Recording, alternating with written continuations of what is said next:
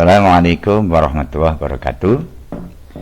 Baik, kali ini kita akan mengulas komponen 3 pada instrumen akreditasi tahun 2024 tentang iklim lingkungan belajar ya.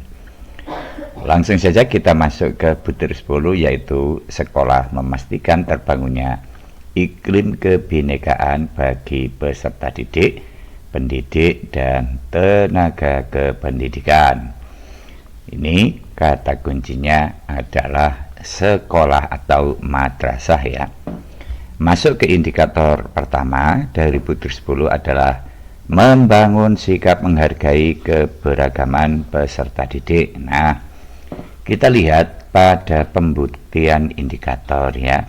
Melalui telaah dokumen diperoleh bukti yang menunjukkan adanya program kegiatan pembelajaran yang membangun sikap menghargai keberagaman siswa, seperti kegiatan festival budaya, pertandingan antar kelas, saling kunjung dengan sekolah lain, atau istilahnya yang lebih familiar itu adalah persahabatan ya dengan sekolah lain. Nah, Bapak Ibu, untuk bukti kinerjanya atau bukti dukungnya adalah bisa dokumen kegiatan program yang mengadakan suatu festival budaya atau kelas meeting atau persahabatan. Bisa dipenuhi semuanya atau salah satunya ya. Pokoknya pada intinya tiap indikator ini jangan sampai tidak ada bukti kinerjanya atau bukti dukungnya ya. Mungkin yang secara umum banyak dilakukan oleh sekolah atau madrasah, misalkan kelas meeting ya, atau misalkan persahabatan dengan sekolah atau madrasah lainnya. Nah, ini nanti siapkan bukti-bukti program kegiatan maupun dokumentasi kegiatannya ya.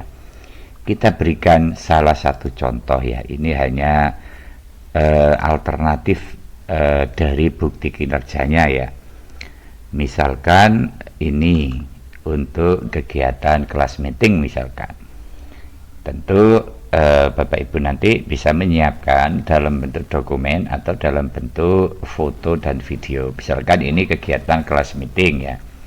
Ini ada nama kegiatannya, ada tanggalnya, ada tujuan kegiatannya, ada rencana kegiatan, kemudian ada jadwalnya. Kemudian nah ini yang paling penting, ada foto-foto ya, menunjukkan bahwa benar-benar kegiatan itu dilakukan di suatu sekolah atau madrasah. Kalau bisa ya divideokan, tidak perlu terlalu panjang videonya ya, asalkan mewakili ada kegiatan itu ya. Kalau ada dokumen lain bisa dicantumkan, bisa ada poster, pamflet, ada berita acara dan sebagainya kalau memang diperlukan ya. Oke, yang paling penting adalah nama kegiatan dan bukti dokumennya ya. Minimal dalam bentuk foto-foto kegiatan.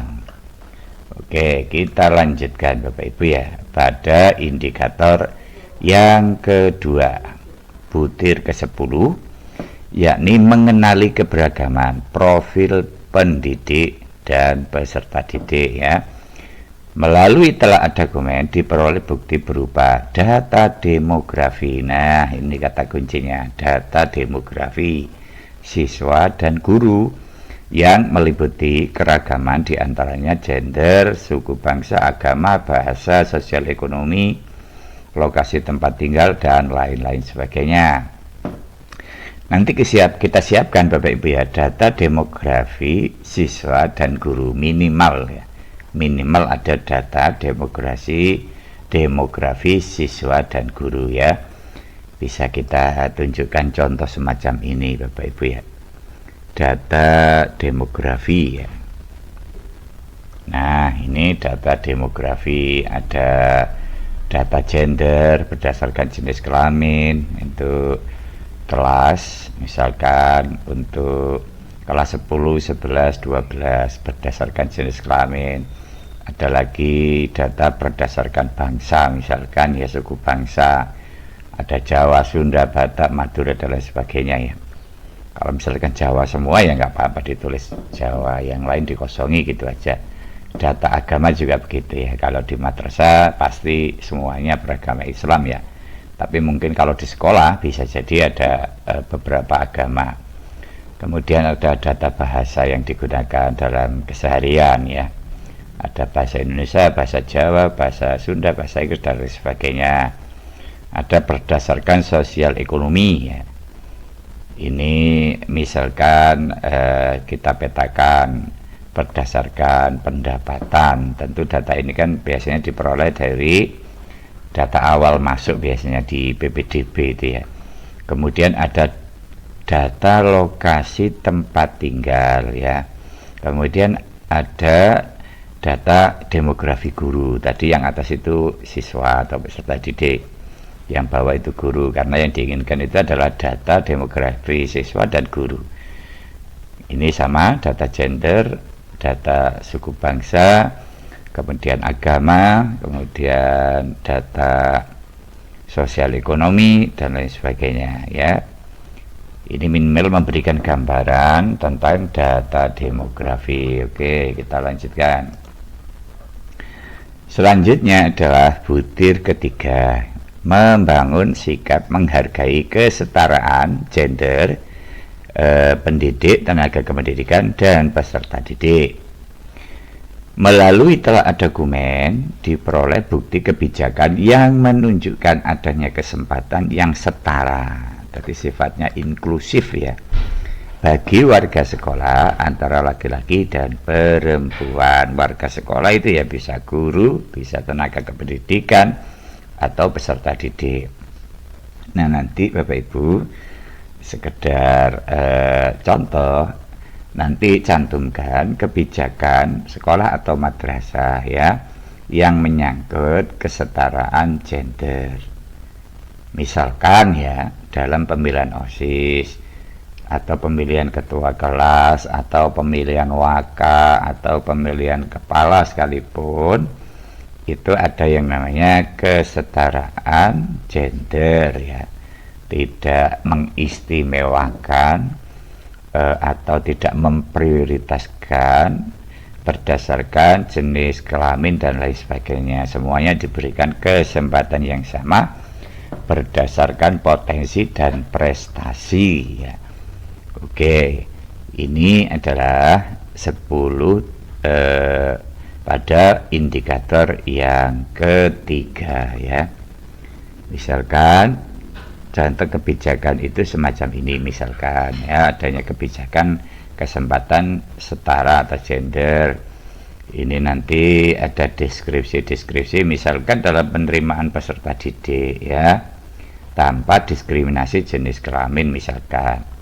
Tapi kalau memang itu suatu sekolah atau madrasah hanya menerima misalkan siswa perempuan saja atau siswa laki-laki saja, tentu ada alasan-alasan tertentu yang bukan karena diskriminasi gender. Mungkin ada alasan-alasan lain yang rasional, itu bisa dijelaskan nanti ya. Kemudian dalam pemilihan OSIS juga demikian. Ada aturan-aturan di madrasah di mana dilakukan secara demokratis dengan memperhatikan kesempatan yang sama kepada semua siswa laki-laki dan perempuan. Jadi kalau menurut instrumen akreditasi ini seharusnya dalam proses-proses kegiatan pembelajaran atau pemilihan ketua atau yang lain itu sebaiknya tidak ada yang namanya diskriminasi gender, baik laki-laki atau perempuan diberikan kesempatan yang sama berdasarkan potensi dan prestasinya. Kemudian juga pemilihan ketua kelas, kegiatan ekstrakurikuler juga demikian ya, kebijakan-kebijakan dan pelatihan kesetaraan gender. Ini hanya sekedar contoh ya. Oke, kita lanjut lagi Bapak Ibu ya ke indikator selanjutnya. Nah sekarang masuk butir yang ke-11 dari komponen yang ketiga. Baik, kita lanjutkan butir yang ke-11. Sekolah menyediakan lingkungan belajar yang inklusif untuk memenuhi kebutuhan belajar peserta didik yang beragam. Indikator pertama adalah memiliki kebijakan dan atau prosedur yang mengakomodasi lingkungan belajar yang inklusif bagi berbagai kebutuhan belajar peserta didik. Jadi inklusif itu bisa diartikan sebagai kesetaraan ya. Artinya memberikan kesempatan yang sama pada peserta didik dalam berperan, baik itu dalam proses kegiatan belajar mengajar atau kegiatan yang lain ya. Kita baca pembuktian indikatornya adalah melalui telaah dokumen diperoleh bukti adanya kebijakan yang menunjukkan visi misi sekolah yang mengakomodasi lingkungan belajar yang inklusif. Ini bisa kita tunjukkan pada KOSP atau kurikulum madrasah atau KM itu ya, terutama pada proses yang namanya pengorganisasian pembelajaran.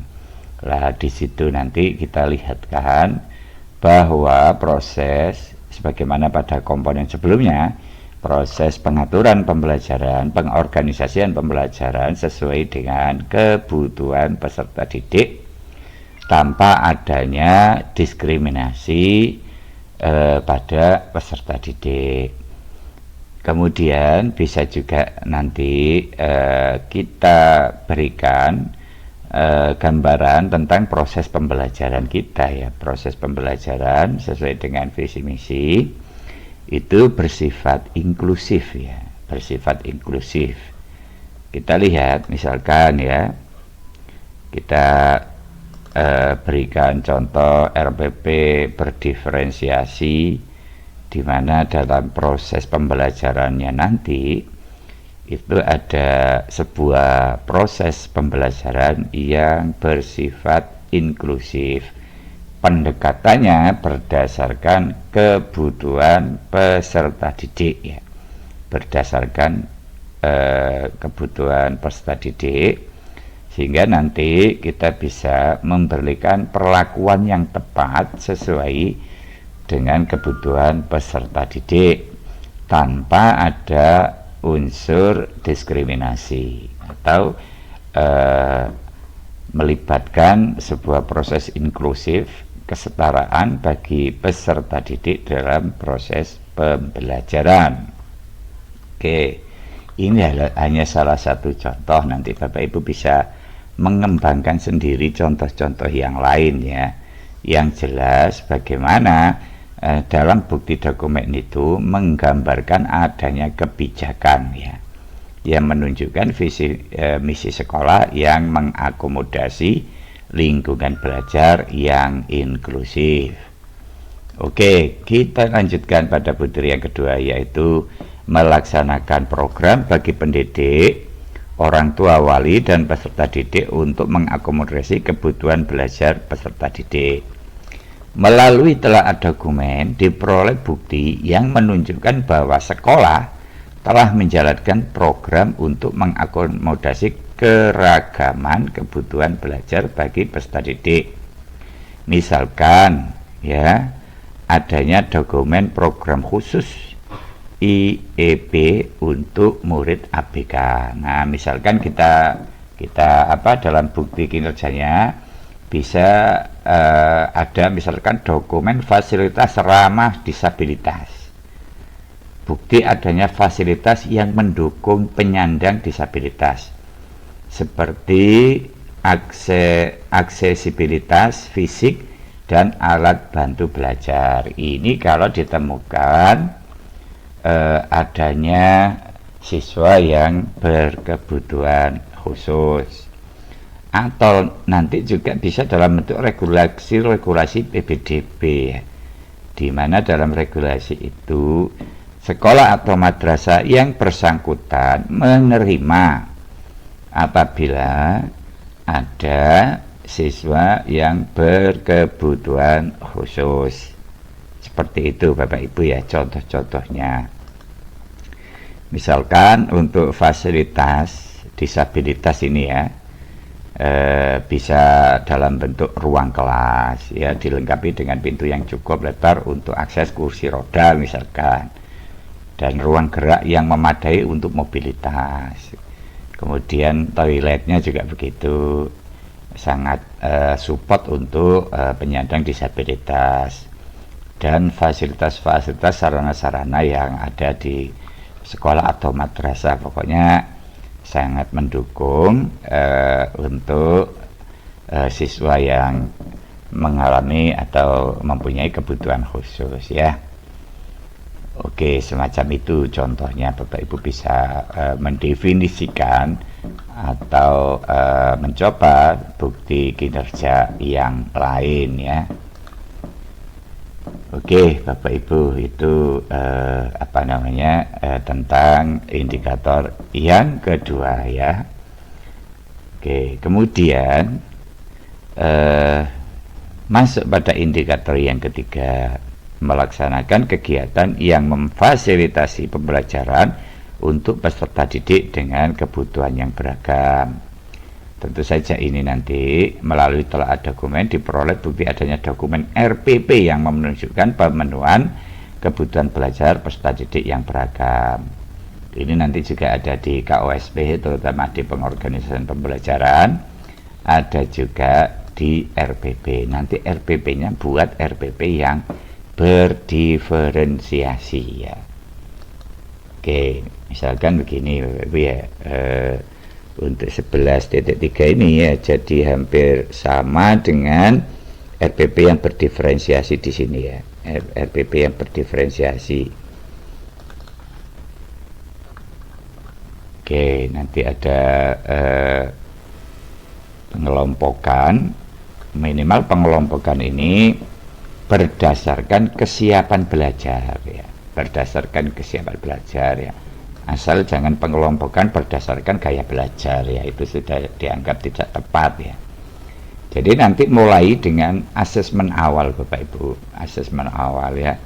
Asesmen awal ini nanti di sini kan ada kegiatan asesmen awal ya, di dalam penyusunan rencana pembelajaran ini. Dari asesmen awal itu nanti buat bahan untuk pengelompokan peserta didik berdasarkan kebutuhannya. Minimal yang saya sarankan adalah berdasarkan kesiapan belajar, sehingga nanti bisa dikelompokkan dalam 3 kategori: siap tinggi, kemudian siap sedang, dan siap rendah. Kita tampakkan semacam ini. Oke, ini mengenai RPP berdiferensiasi sesuai dengan kebutuhan sebagaimana yang tercantum dalam indikator yang ketiga, yakni adanya dokumen RPP yang menunjukkan pemenuhan kebutuhan belajar peserta didik yang beragam. Selanjutnya kita masuk ke butir yang ke-12. Sekolah mewujudkan iklim lingkungan belajar yang aman secara psikis bagi peserta didik, pendidik, dan tenaga kependidikan ya. Kita mulai pada indikator yang pertama, melaksanakan kebijakan dan program untuk mencegah dan menangani perundungan dan kekerasan lainnya. Melalui telaah dokumen diperoleh bukti telah terbentuknya tim pencegahan dan penanganan kekerasan ya. Ini nanti Bapak Ibu ya harus ada tim yang disusun oleh kepala sekolah atau kepala madrasah, yakni tim pencegahan dan penanganan kekerasan atau TPPK. Kemudian juga lengkapi dengan tata tertib atau kode etik. Di komponen 1 itu juga sudah ada ya tata tertib, komponen yang menyatakan indikator yang menyatakan bahwa tidak boleh adanya suatu tindakan agresif ya, sebagaimana yang sudah kita ulas pada video sebelumnya ya. Nah, untuk tim pencegahan dan penanganan kekerasan ini bisa kita contohkan semacam ini Bapak Ibu ya. Sekali lagi ini hanya sekedar contoh ya. Nah, seperti ini di SK-kan oleh kepala madrasah atau kepala sekolah ya. Ada menimbang, mengingat, kemudian memutuskan, menetapkan, pertama membentuk tim pencegahan dan penanganan kekerasan di madrasah atau sekolah dengan susunan keanggotaan sebagai berikut. Ada ketuanya, ada wakil ketua, kemudian ada sekretaris, ada anggota ya. Nah, yang paling perlu diperhatikan, libatkan perwakilan orang tua atau wali murid atau orang tua siswa. Ini dilibatkan Bapak Ibu ya, tidak hanya dari guru ya, ada dari konselor, ada dari perwakilan orang tua dan lain sebagainya. Libatkan orang tua pada struktur kepengurusan tim pencegahan dan penanganan kekerasan ya.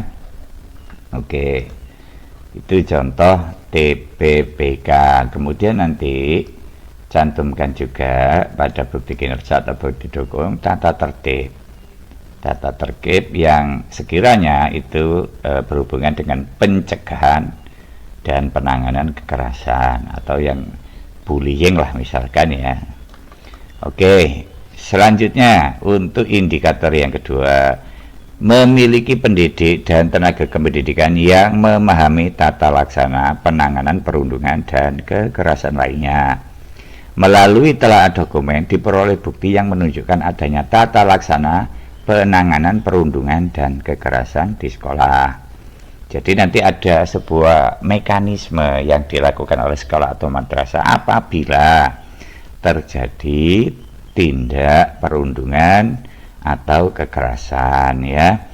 Nah, ini nanti kita buat dokumen tata laksana penanganan perundungan atau kekerasan di sekolah. Kemudian dokumen penanganan perundungan kekerasan di sekolah bisa dalam bentuk foto atau video. Misalkan kalau ada anak yang berkelahi, itu kan bisa dimungkinkan itu ya, namanya anak-anak sekolah, atau ada anak yang membuli temannya dan lain sebagainya. Nanti tentu ada penanganan, terutama nanti dilakukan oleh tim yang sudah disediakan oleh sekolah atau madrasah, termasuk tadi itu TPPK, yaitu tim pencegahan dan penanganan kekerasan ya. Contoh untuk dokumen tata laksana ini ya bisa seperti ini. Ini sekali lagi sekedar contoh Bapak Ibu ya. Tata laksana penanganan perundungan atau kekerasan di madrasah. Tujuannya, definisinya, prinsip dasarnya, kemudian langkah-langkah penanganan. Lah ini yang penting. Ada langkah-langkah pencegahan melalui pendidikan pelatihan, kemudian kebijakan sekolah ya, kemudian ada lingkungan sekolah, ada identifikasi pelaporan, bagaimana sistem pelaporannya, misalkan menyediakan saluran pelaporan yang aman dan anonim bagi peserta didik, orang tua dan staf seperti kotak saran atau aplikasi pelaporan. Jadi madrasah nanti usahakan punya kotak saran atau kotak pengaduan ya. Kadang-kadang kan baik itu peserta didik atau orang tua itu tidak semuanya berani untuk melapor, mungkin malu atau lain sebagainya. Bisa mungkin lewat media sosial, WA tertentu yang disediakan oleh madrasah atau sekolah. Kalau ada misalkan pelaporan adanya tindakan kekerasan, pembulian dan lain sebagainya ya. Kemudian memberi informasi kepada semua pihak mengenai cara dan pentingnya pelaporan perundungan atau kekerasan ya. Sekali lagi usahakan di sekolah nanti ya ada kotak saran ya. Kemudian memberikan informasi kepada semua pihak cara dan penanganan pentingnya pelaporan perundungan, identifikasi kasus dan lain sebagainya. Biar nanti bisa dibaca sendiri. investigasi, proses investigasi, ada tindakan, ada pendampingan, ada tindakan disipliner, ada intervensi, juga ada pemantauan, evaluasi, kemudian peran dan tanggung jawab. Ini nanti dari setiap anggota TPPK tadi itu ada tugas dan perannya sendiri ya.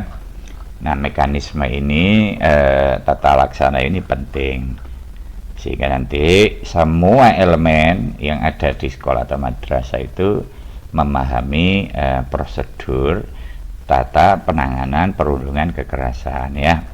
Oke, kita lanjutkan Bapak Ibu ya. Masuk ke indikator selanjutnya ya. Selanjutnya apa itu? Tentang indikator yang ketiga, yakni melibatkan orang tua atau wali dalam pencegahan dan penanganan perundungan dan kekerasan. Yang pertama tadi sebenarnya ada di TPPK tadi ya, ada perwakilan dari wali murid atau orang tua ya. Kemudian melalui telaah dokumen didapatkan bukti adanya kegiatan program yang melibatkan orang tua untuk memahami kebijakan tata laksana sekolah dalam penanganan perundungan dan kekerasan di sekolah, misalkan dalam bentuk pertemuan orang tua. Nanti siapkan dokumen pertemuan orang tua wali murid, misalkan diadakan penjelasan ya oleh kepala madrasah atau guru, atau mungkin diadakan seminar yang mendatangkan misalkan pakar di bidang tentang penanganan perundungan dan kekerasan ya. Misalkan di sini saya kasih contoh dokumennya ini. Jadi dokumen ini bisa dalam bentuk bermacam-macam, pokoknya menggambarkan kegiatan yang melibatkan orang tua dalam kebijakan tata laksana penanganan perundungan dan kekerasan ya.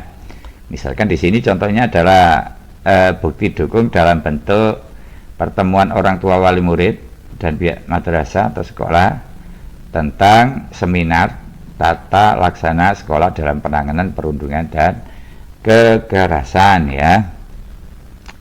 Ini kita bisa seperti ini, bisa sosialisasi dari kepala madrasah kepada orang tua ya. Mungkin ini bisa tidak secara khusus ya, mungkin pada saat pertemuan, pengambilan rapot atau apa, di situ kan orang tua kumpul itu ya. Tentu saja ini momentum ketika orang tua berada di madrasah, ini betul-betul kita manfaatkan, bukan hanya sekedar untuk rapot dikasihkan gitu aja ya, tapi buat kegiatan-kegiatan. Misalkan pertemuan orang tua di sini dengan maksud dan tujuan adalah sosialisasi kebijakan sekolah mengenai pencegahan dan penanganan perundungan ya. Ini siapkan undangannya, kemudian notulen pertemuan ya. Kemudian nanti ada yang paling penting juga adalah dokumentasikan itu, dokumentasi foto-foto kegiatan ya, masukkan ke sini. Nanti mungkin dibuatkan banner dan lain sebagainya yang menunjukkan kegiatan sosialisasi kebijakan sekolah atau madrasah dalam penanganan kekerasan atau perundungan. Oke Bapak Ibu ya, selanjutnya untuk indikator butir 13 sekarang. Kita masuk ke butir 13 tentang sekolah memastikan keselamatan peserta didik, pendidik, dan tenaga kependidikan. Baik, kita langsung masuk ke indikator yang pertama, yakni menggunakan bangunan dengan kondisi baik, tidak rusak sedang dan atau rusak berat ya. Melalui observasi diperoleh fakta bahwa semua bangunan dari bangunan sekolah masih berfungsi baik dan tidak berpotensi membahayakan manusia. Jadi ini kalimatnya adalah melalui observasi ya. Nah Bapak Ibu tinggal buat saja dokumen ya, misalkan foto atau video bangunan yang aman untuk KBM yang ada di sekolah atau madrasah Bapak Ibu ya. Sehingga bukti kinerja atau bukti dukungnya itu berupa foto atau video ya. Misalkan begini Bapak Ibu ya. Nah, cukup buat dokumen semacam ini ya. Jenis bangunan dokumen atau foto video bangunan yang aman untuk KBM ya. Kemudian buat deskripsinya, misalkan ini konstruksinya ya, aman, layak untuk proses kegiatan belajar mengajar, tidak membahayakan pendidik maupun peserta didik ya. Kalau bisa ya dikasih informasi bangunan-bangunan semacam ini, kalau tidak bisa ya kasih foto-fotonya saja ya. Dikasih fotonya, kemudian diberikan deskripsinya ya. Oke, saya kira ini mudah dipahami ya. Kemudian untuk indikator yang kedua, butir ke-13, melaksanakan prosedur keselamatan peserta didik melalui pengawasan dan pemeliharaan terhadap sarana dan prasarana. Ini nanti melalui telaah dokumen. Nah, berarti harus ada dokumen ya. Diperoleh bukti yang menunjukkan adanya jadwal pemeliharaan sarana dan prasarana. Buat jadwal pelaksanaan pemeliharaan sarpras melalui telaah dokumen lagi. Nah, ini satu indikator tapi ada telaah dokumennya dua ya. Diperoleh bukti yang menunjukkan adanya alokasi anggaran untuk pemeliharaan sarana dan prasarana. Nanti kita perlihatkan RKT dan RKAM kita munculkan alokasi anggaran untuk pemeliharaan sarana dan prasarana. Kemudian siapkan juga nanti dokumen-dokumen pemeliharaan, kegiatan pemeliharaan sarana dan prasarana. Oke, kita coba memberikan contohnya semacam ini Bapak Ibu ya. Misalkan rencana pemeliharaan sarpras ya. Nah, ini penting pemeliharaan sarpras ini. Kadang-kadang bisa membeli tapi tidak bisa memelihara, sehingga kadang-kadang cepat rusak dan lain sebagainya. Ini ada deskripsi tujuan dan sebagainya. Pemeliharaan itu ada yang bersifat rutin, ada yang bersifat berkala, ada yang bersifat darurat ya. Hampir mirip dengan bukti dukung komponen yang lain ya. Komponen yang kedua ya juga ada bukti dukung semacam ini. Kemudian ada sasaran pemeliharaan, bisa ruang kelas, bisa laboratorium, bisa perpus, misalkan peralatan TIK seperti komputer, jaringan, dan lain sebagainya. Kemudian ada jadwalnya, jadwal pemeliharaan ya, bisa setiap bulan, bisa juga pada tiap triwulan, dan lain sebagainya ya. Semacam ini Bapak Ibu gambarannya. Kemudian ada pelaksanaan pemeliharaan, misalkan pemeliharaan rutin ruang kelas dilakukan pada tanggal berapa dan lain sebagainya ya. Pemeliharaan yang di sini dimaksud ya termasuk perbaikan-perbaikan kecil ya. Misalkan pengecekan meja dan kursi, perbaikan kecil pada papan tulis kalau ada yang rusak ya. Akhirnya kan dihasilkan semua meja dan kursi dalam kondisi baik, papan tulis juga telah diperbaiki kalau misalkan ada kerusakan dan lain sebagainya. Ini contoh-contohnya Bapak Ibu ya, hanya sekedar contoh-contohnya. Bapak Ibu bisa memilih nanti, misalkan tidak harus semua yang ditampakkan ya, bisa jadi begitu, terserah lah. Pokoknya intinya itu semacam ini ya. Ada jadwal pemeliharaan, kemudian ada pelaksanaan pemeliharaan, lengkapi dengan dokumen-dokumen fotonya. Kemudian yang kedua, untuk RKT atau RKM kita munculkan, karena di sini ada kalimat pada pembuktian itu adalah adanya alokasi anggaran. Ya, oke, saya coba untuk menunjukkan. Ini di RKT. Di RKT itu kan ada kegiatan yang direncanakan dalam kurun waktu tahunan ya. Munculkan di sini nanti. Nah, ini di RKT ini munculkan program pemeliharaan. Ini saya kasih tanda ya. Ada kegiatan yang namanya pemeliharaan sarana prasarana ya. Tentu hubungannya dengan pembayaran pemeliharaan sarana prasarana supaya sarana prasarananya terpelihara dengan baik, kemudian juga ada mungkin nanti pengadaan peralatan pemeliharaan sarpras, penanggung jawabnya siapa, misalkan kepala sekolah, wakasarana prasarana. Kemudian, nah ini yang paling penting, poin yang paling penting adalah munculkan di rencana anggaran madrasah, ya. Seperti ini misalkan, ini hanya contoh, kita tampilkan di sini. Berarti ini dianggarkan oleh madrasah untuk kegiatan pemeliharaan sarana dan prasarana. Oke, Bapak Ibu ya, itu contoh-contoh untuk butir tentang pemeliharaan sarana dan prasarana ya. Ada rencananya, ada RK-nya. Kita lanjutkan. Adalah indikator yang ketiga, melaksanakan prosedur dan perlengkapan pertolongan pertama pada kecelakaan melalui dokumen diperoleh bukti adanya dokumen yang menunjukkan pengadaan pelatihan P3K untuk pendidik dan lain-lain. Pelatihan P3K berarti harus ada dokumen pelatihan P3K. Kemudian nanti ini kan ada informasi tentang pengalaman baik pendidik maupun peserta tentang melakukan P3K di sekolah. Jadi siapkan juga dokumen P3K ya, bisa dalam bentuk foto atau video ya. Nah, dokumen pelatihan P3K ya. Nanti adakan itu ya, pelatihan tentang P3K ya. Oke, ini adalah 13.3. Nah, jadi itu saja. Nanti Bapak Ibu bisa membuat sendiri dokumen kegiatan pelatihan P3K.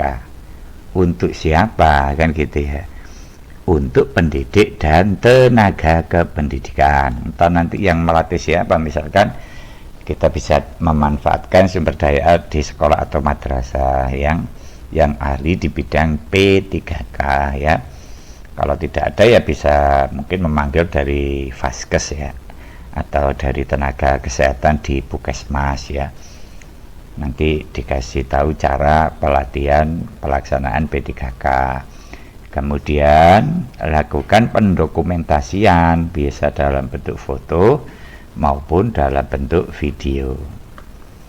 Oke, kita lanjutkan pada indikator yang keempat, melaksanakan prosedur simulasi evakuasi untuk ragam potensi bencana yang relevan dengan kondisi yang ada ya. Misalkan kemarin itu beberapa bulan kemarin kan banyak terjadi gempa itu ya, terutama di Pulau Bawean atau daerah Tuban, daerah Gresik, daerah Lamongan ya. Nah itu kalau ada potensi-potensi semacam itu, anak-anak bisa dilatih nanti untuk melakukan simulasi evakuasi ya. Jadi di sini terdapat dokumen atau foto latihan simulasi evakuasi untuk ragam potensi bencana. Bentuknya ya dalam bentuk dokumen foto latihan melakukan simulasi evakuasi untuk ragam potensi bencana, sesuaikan dengan kondisi yang ada di satuan pendidikan masing-masing ya. Misalkan bagaimana kalau ada gempa bumi, misalkan bagaimana cara melakukan evakuasi ya. Oke Bapak Ibu, bisa kita kasih misalkan contoh semacam ini ya. Nah ini bukti kinerja akreditasi tentang evakuasi ketika ada bencana ya. Ada informasi situasi simulasi evakuasi, ada bencana bumi, ada kebakaran, ada banjir ya, bisa dipilih salah satu lah ya, tidak harus semuanya ya. Oke, kemudian bagaimana cara simulasinya ya. Kemudian kalau misalkan untuk kebakaran ya kita panggil dinas itu yang menangani kebakaran itu ya. Kemudian ada dokumentasi, ada foto-foto kegiatan, ada hasil dan dampak simulasinya ya. Oke, kita lanjutkan Bapak Ibu. masuk pada butir yang terakhir, yaitu butir ke-14 tentang sekolah menjamin lingkungan yang sehat dan memiliki atau melaksanakan program yang membangun kesehatan fisik dan mental pada peserta didik, pendidik, dan tenaga kependidikan. Baik, kita masuk pada indikator pertama, melaksanakan program untuk menjaga kebugaran peserta didik, pendidik, dan tenaga kependidikan. Terdapat dokumentasi yang menunjukkan telah dilaksanakan program untuk menjaga kebugaran peserta didik, pendidik, dan tenaga kependidikan. Jadi menyangkut semua warga madrasah atau sekolah ya. Nah, siapkan saja, karena di sini yang ditanyakan itu adalah program sekaligus pelaksanaan kegiatan. Siapkan program dan pelaksanaan untuk menjaga kebugaran peserta didik, pendidik, dan tenaga kependidikan. Kemudian dokumentasikan kegiatan-kegiatannya, misalkan melakukan senam pagi, ekstra olahraga, dan lain sebagainya. Itu kita foto, kita foto ya, kita dokumentasikan atau kita videokan juga tidak apa-apa ya. Jadi seperti ini Bapak Ibu, misalkan ya, kita buat program kebugaran dulu yang sekiranya bisa diterapkan di suatu sekolah atau madrasah ya. Misalkan programnya adalah senam pagi rutin ya. Jadwalkan itu ya, setiap hari Jumat misalkan di lapangan madrasah atau sekolah. Sasarannya peserta didik, pendidik, dan tenaga kependidikan. Jadi yang ikut nanti bukan hanya siswanya tapi juga gurunya, staf TU-nya, dan lain sebagainya ikut semua ya. Kemudian ada penjadwalan untuk misalkan jalan sehat ya, bulanan misalkan ya, atau olahraga bersama. Ada lagi mungkin lomba-lomba atau turnamen olahraga dan lain sebagainya ya, yang menyangkut kebugaran. Saya kira ini mudah ya. Selanjutnya Bapak Ibu, indikator yang kedua yaitu menyediakan layanan untuk kesehatan sekolah atau UKS atau terhubung dengan fasilitas kesehatan terdekat melalui telaah dokumen terkait dengan layanan UKS atau terdapat bukti-bukti kerjasama sekolah dengan vaskes terdekat. Kita siapkan saja di dokumennya itu MOU dengan vaskes terdekat, misalkan dengan puskesmas ya. Dokumen layanan UKS bisa dalam bentuk foto atau video. Dokumen akses ke vaskes bagi yang tidak memiliki UKS ya, bisa kita lihatkan semacam ini Bapak Ibu ya. Misalkan ini kita buat MOU dengan puskesmas misalkan. Kemudian ketika teman-teman dari puskesmas melakukan kegiatan, misalkan pemeriksaan kesehatan, kemudian layanan konsultasi kesehatan, edukasi kesehatan, kampanye pola hidup sehat, penanganan kasus dan lain sebagainya. Ini nanti kita foto, kita dokumentasikan ya. Kita dokumentasikan. Nah, seperti ini Bapak Ibu MOU-nya ya. Saya kira ini juga mudah dibuat. Mungkin dengan puskesmas terdekat lah ya. Oke, kemudian indikator yang ketiga adalah mendorong tersedianya pilihan makanan yang di lingkungan dan sekitar sekolah yang tidak mengandung pemanis buatan, zat pewarna, dan pengawet makanan yang tidak aman ya, minimal bebas 3P lah, pemanis buatan, pewarna, dan pengawet ya. Melalui wawancara dengan murid atau orang tua ditemukan informasi bahwa sekolah telah mendorong warganya untuk tidak mengkonsumsi makanan yang mengandung pemanis buatan, zat pewarna, dan pengawet. Nah, apa bukti kinerjanya atau bukti dukunnya? Bisa dokumen pertemuan dengan wali murid, ajakan untuk mengkonsumsi makanan sehat. Bisa juga disediakan di dekat kantin atau di area sekolah atau madrasah dibuatkan poster ajakan untuk tidak mengkonsumsi makanan yang mengandung pemanis buatan, zat pewarna, dan pengawet makanan. Atau dibuat nanti kebijakan kantin yang menyediakan pilihan makanan yang tidak mengandung pemanis buatan, zat pewarna, dan pengawet makanan yang tidak aman ya. Jadi bisa ditempuh dengan berbagai cara untuk menyiapkan bukti kinerja atau bukti dukungnya ya. Kita gambarkan semacam ini, hanya sekedar gambaran. Misalkan nanti buat aturan kantin ya. Aturan kantin ya.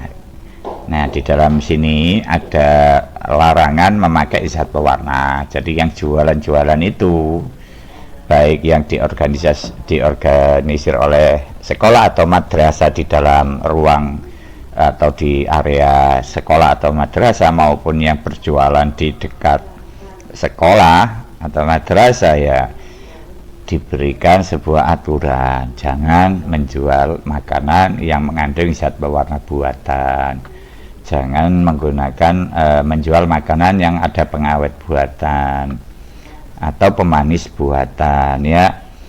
Nah, inilah bisa jadi bukti dukung bahwa madrasah itu atau sekolah punya kebijakan ya, supaya mengkonsumsi makanan yang sehat. Kemudian bisa juga Bapak Ibu menempelkan poster-poster ya, poster ajakan untuk makan sehat semacam ini ya.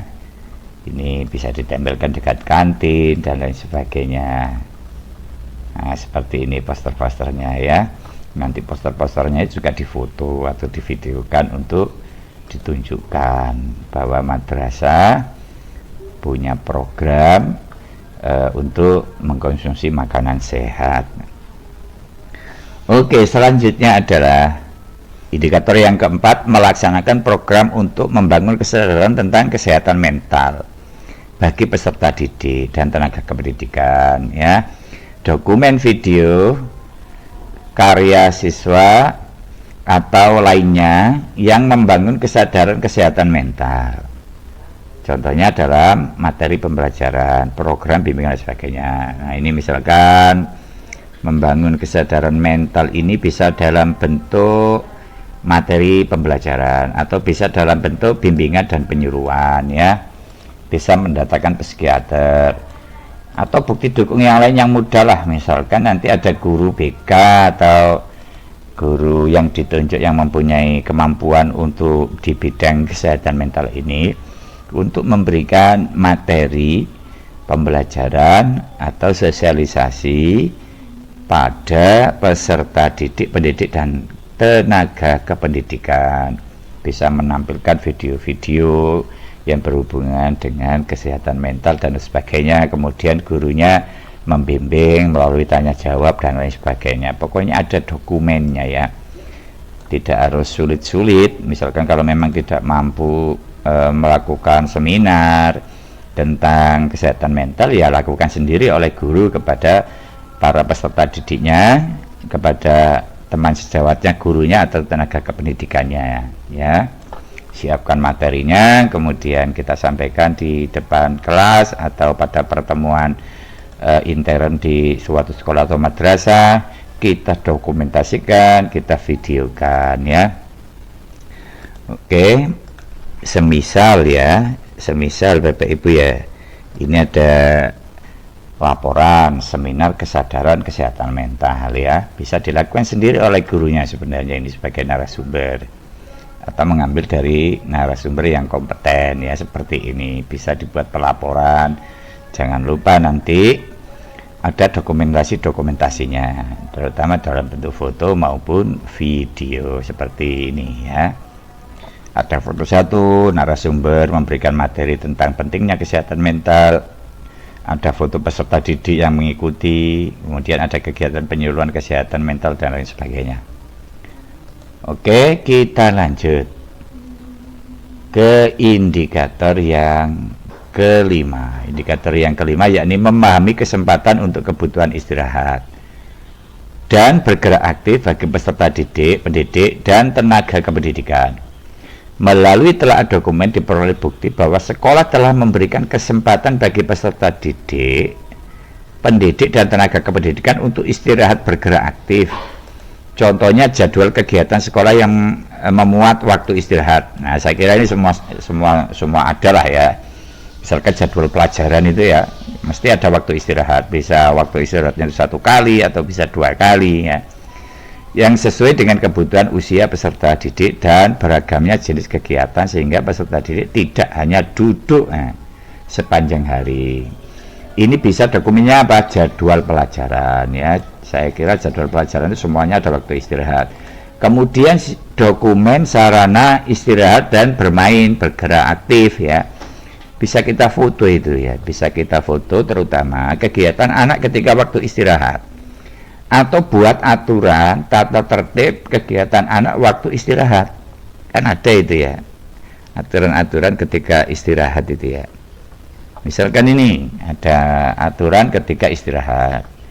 Misalkan anak jangan berada di kelas ketika waktu istirahat. Bisa juga ke lokasi istirahat diperbolehkan ke kantin, halaman, lapangan atau area yang telah ditentukan.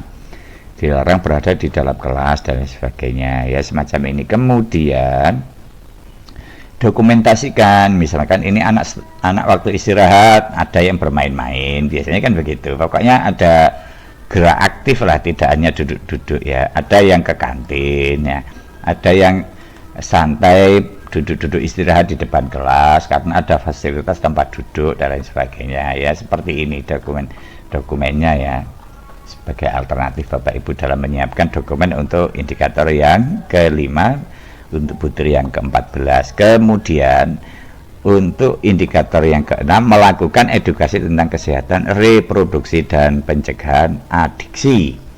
Terdapat dokumen, video, foto karya siswa, diperoleh bukti kegiatan peserta didik tentang kesehatan reproduksi seperti kegiatan bimbingan, penyuluhan, seminar dan sebagainya ya. Jadi nanti kalau ada bimbingan itu, sekali lagi ini kalau bisa ya mendatangkan pakarnya ya, kalau nggak bisa ya dilakukan oleh guru sendiri. Bahan-bahannya kan sekarang banyak ya, bisa melalui video-video di YouTube, kita ajak nonton bersama, kemudian untuk refleksi dipandu oleh Bapak Ibu guru. Pokoknya adalah kegiatan yang semacam ini untuk kesehatan reproduksi, misalkan seperti ini Bapak Ibu ya, kita lakukan seminar kesehatan dan sebagainya ya. Nah, ini narasumbernya kalau bisa dari luar yang pakar, kalau nggak bisa ya gurunya sendiri saja. Pokoknya memperlihatkan pernah dilakukan pendidikan tentang kesehatan reproduksi ya, seperti ini. Kemudian ada foto-fotonya, ada kegiatan pembukaan, penyampaian materi, ada tanya jawab, kemudian dokumentasi peserta yang hadir dan lain sebagainya, kita foto. Jangan terlalu dibuat sulit ya, kalau memang tidak mampu dalam waktu yang dekat ini, terutama yang kuota 2024 ya, dilakukan oleh gurunya sendiri juga tidak apa-apa. Tentu yang ada keahlian di bidang ini, misalkan guru biologi, atau nanti juga karena berhubungan dengan reproduksi, dihubungan dengan kegiatan keagamaan ya, guru fikih dan lain sebagainya, tentang misalkan tentang menstruasi, tentang bersuci dan lain sebagainya ya. Tinggal kita dokumentasikan saja nanti Bapak Ibu melalui foto-foto kegiatan ya. Oke Bapak Ibu, itu dari komponen 3. Selanjutnya komponen 4. Komponen 4 ini tidak membutuhkan persiapan bukti kinerja atau bukti dukung, karena nanti komponen 4 itu langsung hasil analisa by system melalui hasil analisis asesmen nasional. Nah, saya kira itu pembahasan saya tentang komponen, butir, indikator, pembuatan indikator, dan bukti dukung atau bukti kinerja. Sekali lagi ini hanya sekedar referensi, Bapak Ibu bisa mengembangkan sendiri, tidak harus sama seperti ini, karena setiap kita itu punya interpretasi masing-masing. Minimal hanya sebuah gambaran, memberikan sedikit referensi kepada Bapak Ibu dalam mempersiapkan sekolah atau madrasahnya dalam menghadapi akreditasi, terutama di tahun 2024 ini. Mudah-mudahan ada guna dan manfaatnya. Saya doakan semoga Bapak Ibu, terutama yang mempersiapkan akreditasi, tetap semangat. Mudah-mudahan sehat walafiat, dilancarkan semuanya urusannya, dan semoga nanti memperoleh hasil sebagaimana yang diinginkan ya. Saya kira cukup. Saya akhir wallahul muwaffiq ila aqwamit thoriq. Assalamualaikum warahmatullahi wabarakatuh.